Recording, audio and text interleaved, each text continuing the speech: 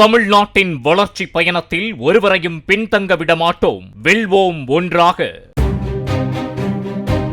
தூத்துக்குடி மாவட்டம் விளாத்திக்குளம் அருகே மளிகை கடைக்காரர் வீட்டில் பதுக்கி வைக்கப்பட்டிருந்த கள்ள ரூபாய் நோட்டுகளை காவல்துறையினர் பறிமுதல் செய்தனர். புதூர் காவல் நிலைய காவலர்கள் அங்குள்ள முருகன் என்பவரின் கடையில் தடை செய்யப்பட்ட புகையிலை பொருட்கள் விற்பனை செய்யப்படுகிறதா என சோதனை நடத்தி அங்கிருந்த பொருட்களை பறிமுதல் செய்தனர்.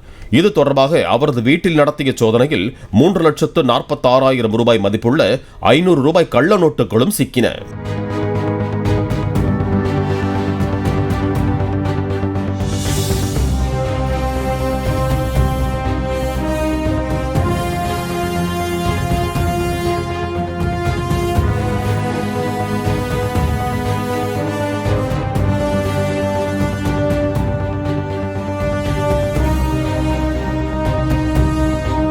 தமிழ்நாட்டின் வளர்ச்சி பயணத்தில் ஒருவரையும் பின்தங்க விடமாட்டோம். வெல்வோம் ஒன்றாக.